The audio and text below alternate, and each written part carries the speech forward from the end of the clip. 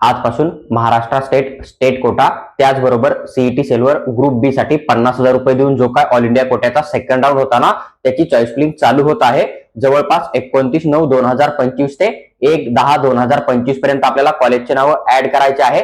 Cap round 2 मध्ये जे मुलं चॉईस फिलिंग करतील त्यांनाच कॅप राऊंड 2 मध्ये सीट अलॉटमेंट केलं जातं. जर एखादा मुलगा असा आहे ज्याचा स्कोर खूप चांगला आहे पण त्याला असं वाटतंय की मी डायरेक्ट कॅप राऊंड 3 ला बीएमएस बीएचएमएस ला अप्लाय करेल आणि मला सीट अलॉटमेंट होऊन जाईल, तर या कंडिशन मध्ये तुमचा लॉस होऊ शकतो. कारण कॅप राऊंड 3 मध्ये ज्या जागा 100% वॅकेंट येतील, क्लिअर वॅकेंट सीट मॅट्रिक्स मध्ये जागा दिसतील ना, तर त्या जागांसाठी तुम्हाला अलॉटमेंट केलं जाणार आहे. ही गोष्ट तुम्हाला लक्षात ठेवणं आहे. त्यामुळे जर तुम्हाला बीएमएस बीएचएमएस करणं असेल तर तुम्ही कॅप राऊंड 2 ला चॉईस फिलिंग करून एक चांगलं कॉलेज हातामध्ये ठेवून थर्ड राऊंडला अपग्रेड करू शकता.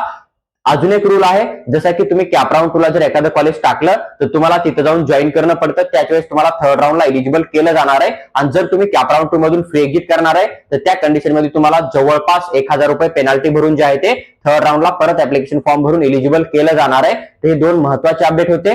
ग्रुप बी बद्दल all India quota state quota त्याची सविस्तर माहिती मी तुमच्याबरोबर दिली आहे. तुम्हाला जर असेच इन्फॉर्मेटिव्ह व्हिडिओ हवे असतील काउन्सिलिंग बद्दल महाराष्ट्र स्टेट कोटा किंवा ऑल इंडिया कोटा, तर तुम्ही चॅनलला सबस्क्राईब करून आमच्यासोबत जुडून राहा, जेणेकरून आम्ही तुम्हाला येणाऱ्या काळामध्ये ज्यावेळेस ज्या अपडेटची गरज असेल ती अपडेट 100% शेअर करू. आणि जर तुम्हाला पीडीएफ हवे असेल रूलचा किंवा मग कट ऑफचा किंवा मग जे काय सीट मॅट्रिक्स येणार आहे त्याचा, तर तुम्ही आमचा टेलिग्राम ग्रुप जॉईन करा. तिथे आम्ही तुम्हाला हर एक पीडीएफ 100% फ्री ऑफ कॉस्ट मध्ये नक्की शेअर करू.